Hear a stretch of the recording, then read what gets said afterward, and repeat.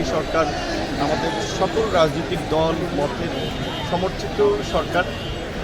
এই সরকারের প্রতি আমাদের যে প্রত্যাশা ছিল যে অভ্যুত্থান পরবর্তীতে তারা এই অভ্যুত্থানে অংশগ্রহণকারী সকল অংশীজনদেরকে নিয়ে রাষ্ট্র পরিচালনা করবে এবং তাদের মতামত সেখানে প্রাধান্য পাবে। স্বাভাবিকভাবেই আন্দোলনের যারা পরিচিত মুখ ছিল কিংবা নেতৃত্ব পর্যায়ে ছিল তাদের মধ্য থেকে কয়েকজন ছাত্র প্রতিনিধিকে সরকারে রাখা হয়েছে।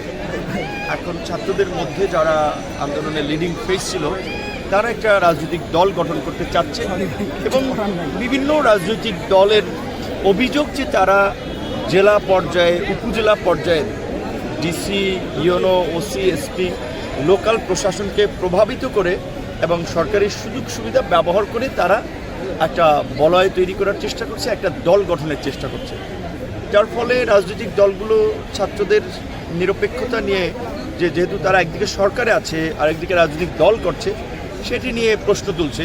আর স্বাভাবিকভাবেই যেহেতু ছাত্রদের 3 জন প্রতিনিধি সরকারে আছে সেখানে প্রশ্ন তোলাটা অযৌক্তিক নয়।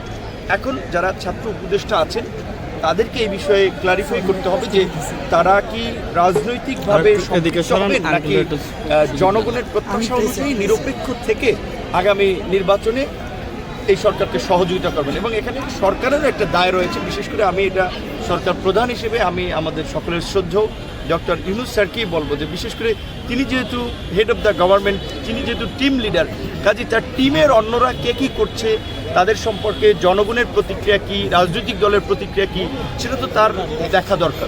তিনি আমাদের সর্বশেষ যে সর্বদলীয় যে সংলাপ ছিল জুলাই ঘোষণাপত্র নিয়ে, সেখানে কিন্তু তিনি বলেছিলেন যে ঐক্যের মধ্য দিয়েই আমাদের জন্ম, এই ঐক্য যতদিন আছে ততদিন আমরা থাকতে চাই, ঐক্য নিয়েই আমরা থাকতে চাই।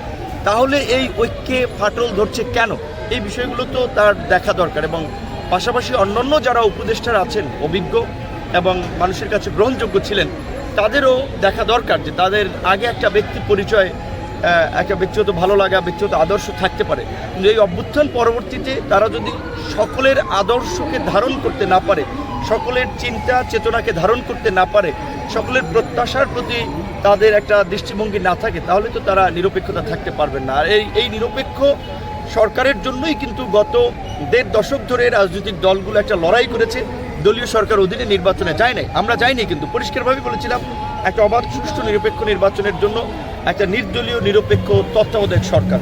সো এই আগামীতে যে নির্বাচন হবে সেই নির্বাচনের জন্য তো এই কেয়ারটেকার বা তত্ত্বাবধায়ক সরকার, নিরপেক্ষ সরকারের প্রয়োজনীয়তা বিভিন্ন বিষয়টি আছে। সেখানে এই সরকারের যদি কোনো ধরনের রাজনৈতিক সংশ্লিষ্টতা জনসম্মুখে চলে আসে তাহলে কিন্তু সরকার নিরপেক্ষতা হারাবে।